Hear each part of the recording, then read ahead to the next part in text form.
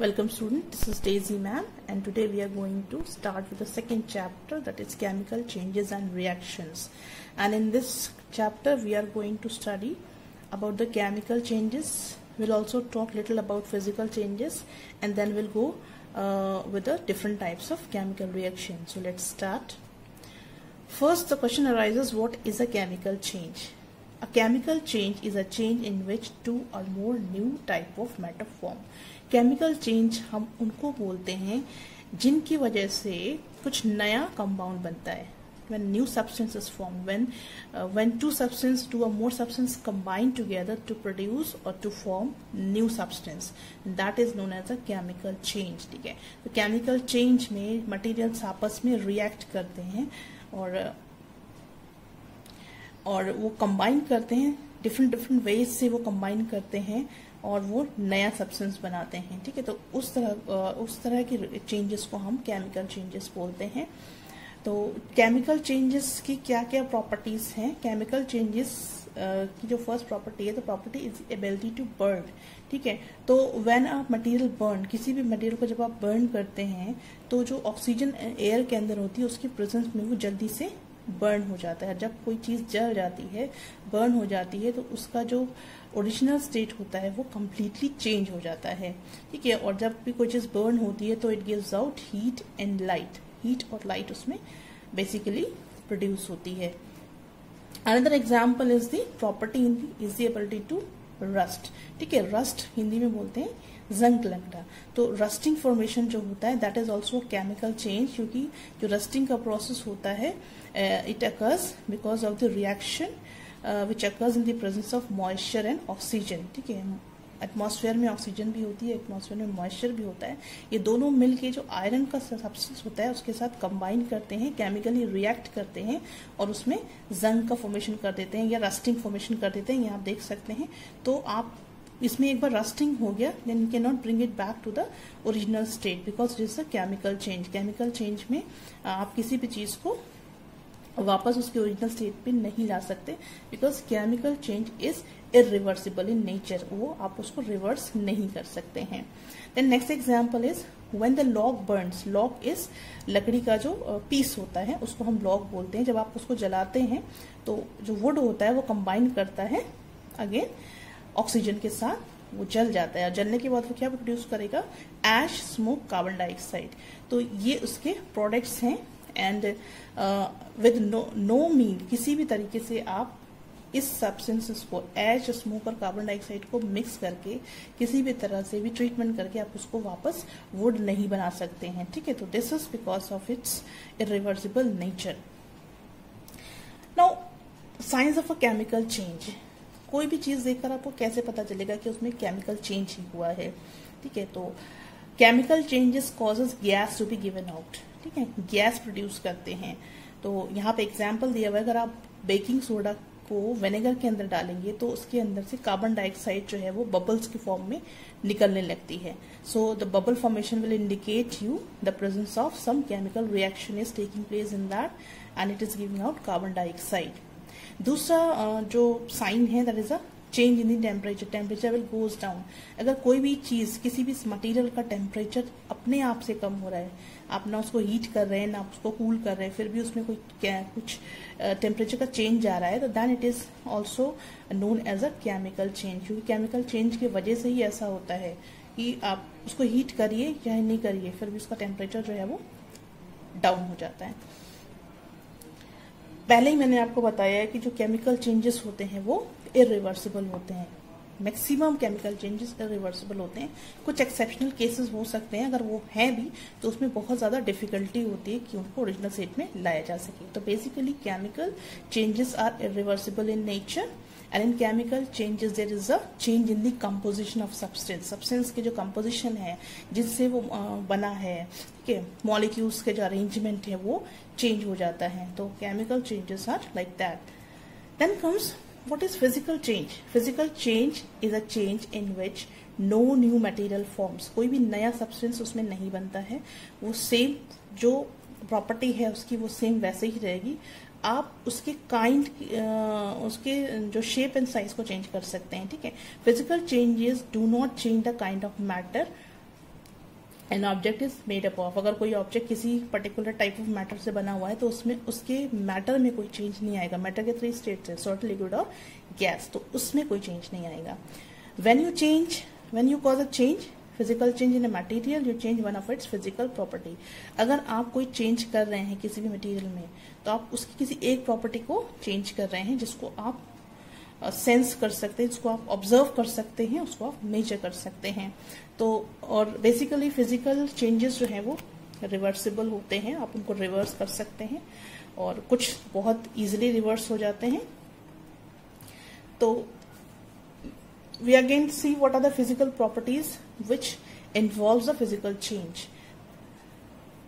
Examples are size, shape, density, changes in phase without undergoing a change in the composition of the substance. Substance के जो composition है, जो arrangement उसमें molecules में है, वो change नहीं होंगे और जो जिस चीज से वो combine होकर बने वो चीज नहीं change होगी, लेकिन उसके size, shape, density, phase change हो सकती है, सॉलिड से लिक्विड, लिक्विड से गैस, वो चेंज हो सकता है, लेकिन कोई भी कंपोजिशन में चेंज नहीं होगा।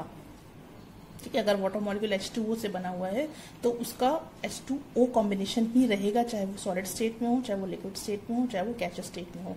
It molecular chemical formula will remain H2O and again changes are reversible in case of physical change. यहाँ पे हमने एक एग्जांपल दिया हुआ है कि अगर आप एक पेपर को लेंगे, you cut it into pieces, छोटे छोटे पीसेस में काटेंगे, उसको आप क्रश करिए, क्रम्बल करिए और एक बॉल बना लीजिए, और उसके बाद आप उसको अगेन एक स्मूथ पेपर में कन्वर्ट कर सकते हैं। आप उसको ओपन करिए, उसको आयरन कर दीजिए, it will change into a smooth surface again. आपने क्या किया, you have change the size and shape of the paper but it is still paper. आप पेपर को चाहे उसका कुछ भी बना दीजिए, काट दीजिए, फोल्ड कर दीजिए, लेकिन उसकी जो एक property that it is a paper, it will remain still the paper. यहाँ पे एग्जांपल में मैंने आपको दिखाया, पेपर है, पेपर को आपने क्या किया है, क्रश करके बॉल बना दिए, दूसरा पेपर को आपने काट दिया। This is also known as paper, this is also known as paper and this is also known as paper. यानी कि पेपर की जो अपनी प्रॉपर्टी है, दिस इज द वो वैसे ही रहेगी, सिर्फ उसका शेप एंड साइज आपने चेंज कर दिया है और इसको आप बाद में रिवर्स करके उसको उसकी ओरिजिनल स्टेट में भी ला सकते हैं। Another is if you cause a physical change when you make a mixture. अगर आप कोई मिक्सचर बनाते हैं तो वो भी एक टाइप का फिजिकल चेंज है, क्योंकि मिक्सचर में आप बेसिकली क्या करते हैं, 2 या 2 से ज्यादा सब्सटेंसेस को आपस में मिक्स कर देते हैं। उनका मटेरियल का जो कॉम्बिनेशन है वो डिफरेंट हो सकता है, लेकिन कोई नया मटेरियल नहीं बनेगा। जितनी भी चीजें आप मिक्स करेंगे उनकी जो अपनी पर्टिकुलर प्रॉपर्टीज हैं वो सेम रहेंगी। एग्जाम्पल में we can take example of a salad. Salad आप लोग खाते हैं तो आपको मालूम है कि सैलेड कैसे बनता है, वी मिक्स सेवरल थिंग्स। ठीक है, यहाँ पे एग्जाम्पल के रूप में यहाँ पे broccoli, lettuce leaf, onion, radish, tomato, radish, carrot, ये सब लिया है और सबको हमने मिक्स कर दिया है, एक बाउल में मिक्स कर दिया है। तो इसमें से कोई भी सब्सटेंस, आप कोई भी मटेरियल, कोई भी चीज आप खाते हैं तो उसका एक इंडिविजुअल जो टेक्सचर है, जो टेस्ट है, जो प्रॉपर्टी है, वो चेंज नहीं हुई है। लेकिन अगेन और ये एक तरह का मिक्सचर है, लेकिन इसकी कोई भी प्रॉपर्टी चेंज नहीं हुई है, सिर्फ आपने इसको क्या किया है, मिक्स कर दिया। तो this is also a physical change. Now comes what is a chemical reaction. Chemical reaction किसको बोलते हैं, द चेंज ऑफ वन और मोर सब्सटेंसेज इनटू अदर सब्सटेंस। कोई भी एक या 2 सब्सटेंसेज जब दूसरे सब्सटेंसेज में चेंज हो जाते हैं, उनकी कंपोजिशन चेंज हो जाती है, उनकी प्रॉपर्टीज चेंज हो जाती है, तब हम उसको बोलते हैं केमिकल रिएक्शन। तो here you can see the example, carbon जो कि सॉलिड स्टेट में है, जब वो ऑक्सीजन जो कि गैसियस स्टेट में रिएक्ट कर रहा है तो वो क्या बना रहा है, कार्बन डाइऑक्साइड बना रहा है। तो यहाँ पे वी कैन से यहाँ पे 2 सब्सटेंसेस रिएक्ट करके एक नया सब्सटेंस बना रहे हैं। लाइकवाइज यहाँ पे जो है हाइड्रोजन रिएक्ट कर रहा है ऑक्सीजन के साथ और क्या बना रहा है, हाइड्रोजन ऑक्साइड बना रहा है। तो this is all examples. Chemical reaction में होता क्या है, the substance which react together are called reactant. ठीक है, जो सब्सटेंस आपस में रिएक्ट करते हैं उनको रिएक्टेंट बोलते हैं, और जो वो सब्सटेंस बनाते हैं that is known as the product. तो reaction gives out the product. तो this is all about the chemical reaction. Then what are the different types of chemical reaction. Different types of chemical reactions में combination reaction, ठीक है, decomposition reaction, single replacement reaction, double replacement reaction and combustion reaction. तो reaction is also known as synthesis reaction. और combination reaction में क्या होता है कि दो substances का direct combination होता है, direct union होता है और वो एक सिंगल कंपाउंड बनाते हैं. ठीक है, प्रॉपर्टी क्या है, वो एक सिंगल कंपाउंड बनाएंगे. दो सब्सटेंसेस आपस में कंबाइन करेंगे और एक सिंगल कंपाउंड बनाएंगे. A plus B are combining and they are giving AB as a product. So will see the example. Combination reactions के अंदर एलिमेंट भी हो सकते हैं, कंपाउंड भी हो सकते हैं, या दो सिंपल कंपाउंड भी कंबाइन करके बन सकते हैं. तो यहाँ पे आप देख सकते हैं कि दो सब्सटेंसेस कंबाइन कर रहे हैं. Sulphur dioxide is reacting with oxygen and this silver trioxide बना रहा है. देन यहाँ पे मैग्नीशियम ऑक्साइड हाइड्रोजन ऑक्साइड के साथ रिएक्ट करके मैग्नीशियम हाइड्रोक्साइड बना रहा है. तो यहाँ पे देखिए दो अलग अलग सब्सटेंसेस कंबाइन हो रहे हैं और एक सिंगल प्रोडक्ट बना रहे हैं. तो this is example of combination reaction. This is another example. Nickel is reacting with oxygen to form nickel oxide. दो सब्सटेंस रिएक्ट कर रहे हैं, सिंगल कंपाउंड बना रहे हैं. सिल्वर रिएक्ट कर रहा है क्लोरीन के साथ और सिल्वर क्लोराइड बना रहा है. ऑक्सीजन रिएक्ट कर रहा है मैग्नीशियम के साथ और मैग्नीशियम ऑक्साइड बना रहा है. तो these are all the examples of combination reaction.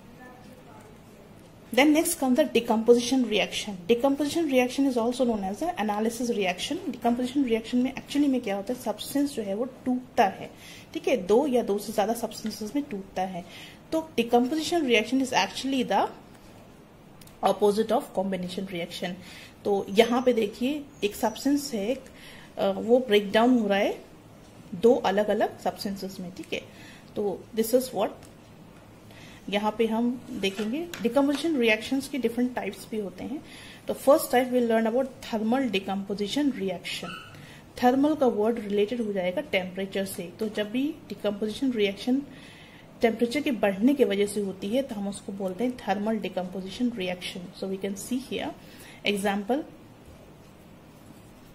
Mercuric oxide को जब हमने हीट किया तो मर्करी और ऑक्सीजन में चेंज हो गई. ठीक है, सॉलिड स्टेट है, in the presence of heat ये गैसियस स्टेट में कन्वर्ट हो गई है.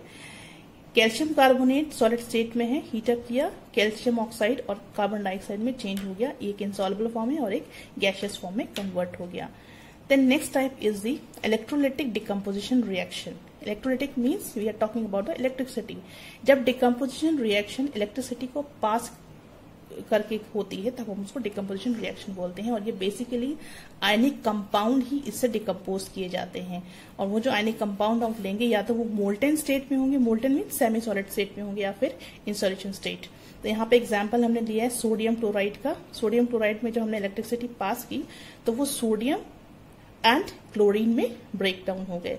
ठीक है, देन यहाँ पे हमने लेड ब्रोमाइड लिया है. लेड ब्रोमाइड को जब हमने इलेक्ट्रिसिटी पास किया तो वो लेड और ब्रोमीन में ब्रेक डाउन हो गए हैं. तो this is because of the presence of electricity. Electricity को पास करके जब हम डिकम्पोज करते हैं किसी रिएक्शन को तो हम उसको बोलते हैं electrolytic decomposition reaction. Then comes a photochemical decomposition reaction. इसमें जो रिएक्शन का डिकम्पोजिशन होता है that is caused by the light. तो लाइट हम पास करते हैं तो वो प्रोडक्ट जो है वो डिसोसिएट हो जाता है, टूट जाता है. तो यहाँ पे हमने सिल्वर क्लोराइड लिया है. सिल्वर क्लोराइड में जब हमने लाइट पास की है तो वो सिल्वर क्लोरीन में कन्वर्ट हो गया है.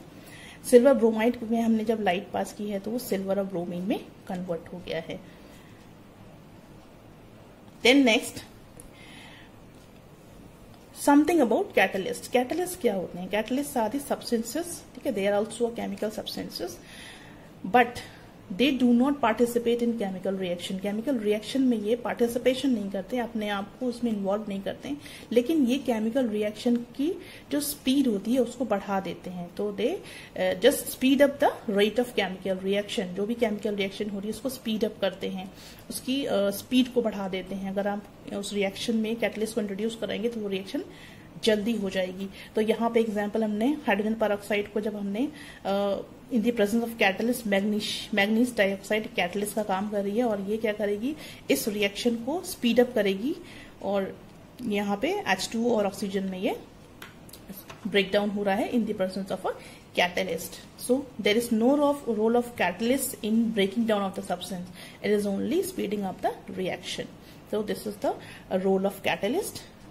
Then comes a replacement reaction. Replacement मतलब हटाना। तो रिप्लेसमेंट रिएक्शन में क्या होता है कि एक एटम या ग्रुप ऑफ एटम जो है वो कंपाउंड में से रिप्लेस हो जाता है, ठीक है। तो रिप्लेसमेंट सिंगल भी हो सकता है और डबल भी हो सकता है। तो दो तरह की रिप्लेसमेंट रिएक्शन है, single replacement and double replacement reaction. So first will talk about single replacement reaction. Replacement reaction is also known as substitution reaction, ठीक है। सब्स्टिट्यूट मतलब जब कोई नहीं होता तो उसकी जगह पे दूसरा आ जाता है, तो उसको सब्स्टिट्यूट बोलते हैं, वो सब्स्टिट्यूशन रिएक्शन है। इसमें क्या होता है, इस टाइप ऑफ रिएक्शन में एलिमेंट और कंपाउंड रिएक्ट करते हैं और दूसरे एलिमेंट ऑफ कंपाउंड बना देते हैं। यानी कि एलिमेंट, दो एलिमेंट्स कंबाइन हो रहे हैं या दो कंपाउंड कंबाइन हो रहे हैं, तो वो जो नेक्स्ट जो प्रोडक्ट में दो कंपाउंड बनाएंगे वो डिफरेंट होंगे, न्यू होंगे। और यहाँ पे एक प्रिंसिपल अप्लाई होता है कि जो मोर रिएक्टिव एलिमेंट होता है वो लेस रिएक्टिव एलिमेंट को रिप्लेस कर देता है, ठीक है। तो जो मोर पावरफुल होगा वो लेस पावरफुल को रिप्लेस कर देता है। तो इसकी दो पॉसिबिलिटी है रिप्लेसमेंट की, cation replacement and anion replacement. तो this is will see in the next slide. सबसे पहले हम यहाँ देखेंगे एक्टिविटी सीरीज ऑफ एलिमेंट। यहाँ पे आपको एलिमेंट्स दिख रहे हैं, मेटल्स और नॉन मेटल्स दिख रहे हैं, और ये जो इनका ऑर्डर है ये डिक्रीजिंग ऑर्डर है। तो जैसे ही आप ऊपर से नीचे की तरफ जाएंगे तो ये डिक्रीज होता चला जाएगा, इसकी रिएक्टिविटी जो है वो डिक्रीज होती चली जाएगी। तो सबसे ज्यादा लिथियम की और सबसे कम गोल्ड की है। इन case of non metal fluorine सबसे ज्यादा रिएक्टिव है, और जब आप बिल्कुल नीचे चले जाएंगे तो लास्ट वन सबसे ज्यादा सबसे लीस्ट रिएक्टिव है। तो this is the reactivity series of element. Now this is example of single replacement method, ठीक है। सिंगल रिप्लेसमेंट रिएक्शन में आप यहाँ पे देखेंगे कॉपर सल्फेट जो है, सॉरी आयरन जो है वो कॉपर सल्फेट के साथ रिएक्ट कर रही है। तो क्योंकि आयरन मोर रिएक्टिव है कॉपर से, तो वो क्या करेगा, कॉपर को रिप्लेस कर देगा। तो वो बना देगा आयरन सल्फेट और कॉपर को रिप्लेस करेगा। Then next is zinc is, यहाँ पे जिंक रिएक्ट कर रही है HCl से, हाइड्रोजन क्लोराइड से। तो जिंक जो है वो हाइड्रोजन से ज्यादा रिएक्टिव है, तो वो हाइड्रोजन को रिप्लेस करके बनाएगी zinc chloride plus hydrogen. So because zinc is more reactive than hydrogen. Then next cation और पॉजिटिव आयन।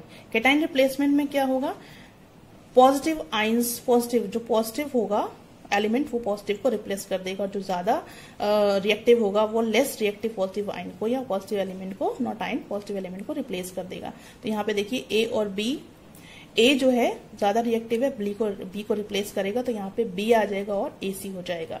तो यहाँ पे एग्जाम्पल है copper reacts with silver nitrate. तो ये बना रहा है सिल्वर प्लस कॉपर नाइट्रेट, क्योंकि सिल्वर जो है वो कॉपर जो है वो सिल्वर से ज्यादा रिएक्टिव है। सेकेंड केस में भी यही है, आयरन जो है वो रिएक्ट कर रहा है कॉपर नाइट्रेट से, तो आयरन मोर रिएक्टिव है कॉपर से, तो कॉपर को रिप्लेस कर रहा है और यहाँ पे बना रहा है iron nitrate. So this is example of cation replacement. Then next anion replacement, यानी कि इसमें क्या होगा, जनरल फॉर्मूला अगर हम देखें तो A plus BC gives C plus AB। तो इसमें जो नेगेटिव, इसमें आप देख सकते हैं जो C वाला है, ठीक है, तो A C को रिप्लेस कर रहा है। तो एनाइंस मीन्स नेगेटिव आइंस, तो नेगेटिव एलिमेंट को रिप्लेस करता है, जो कि on the basis of more reactivity और लेस रिएक्टिविटी। तो यहाँ पे देखिए क्लोरीन जो है वो रिएक्ट कर रहा है सोडियम ब्रोमाइड से, और क्लोरीन जो है वो क्या कर रहा है, ब्रोमीन को रिप्लेस कर दे रहा है। Chlorine is negative, bromine is negative, तो ये एक दूसरे को रिप्लेस कर रहे हैं। यहाँ पे आप देखेंगे ब्रोमीन और पोटेशियम आयोडाइड है, तो bromine is negative, iodine is negative, तो ये इसको रिप्लेस कर देगा और यहाँ पे खुद जाकर अटैच हो जाएगा। तो यहाँ पोटेशियम ब्रोमाइड और आयोडीन फॉर्म कर देगा। ठीक है, this is a anion replacement example. Then key point क्या है, जो लेस रिएक्टिव हैलोजन होते हैं वो मोर रिएक्टिव हैलोजन्स को रिप्लेस नहीं कर सकते हैं। हैलोजन्स किसको बोलते हैं, हैलोजन्स आदि एलिमेंट्स जिसका एग्जांपल हम देंगे आयोडीन, फ्लोरीन, क्लोरीन, ब्रोमीन, ठीक है, ये सारे जो है एग्जांपल है हैलोजन्स के हैं। तो जो लेस हैलोजन्स होते हैं, लेस रिएक्टिव हैलोजन्स होते हैं, वो मोर रिएक्टिव हैलोजन्स को रिप्लेस नहीं कर पाएंगे, तो ऐसे में रिएक्शन नहीं होगी। तो यहाँ पे एग्जांपल देखेंगे अब, iodine is reacting with potassium bromide, तो पोटेशियम जो है वो ज्यादा रिएक्टिव है और आयोडीन जो है वो लेस रिएक्टिव है, तो यहाँ पे कोई भी रिएक्शन नहीं होगी क्योंकि ये रिप्लेसमेंट नहीं कर पाएंगे। यहाँ पे अगर आप रिएक्टिविटी देखेंगे तो यू कैन सी आयोडीन ऊपर है, फ्लोरीन ऊपर है और आयोडीन नीचे है, इसलिए आयोडीन फ्लोरीन को रिप्लेस नहीं कर पाएगी।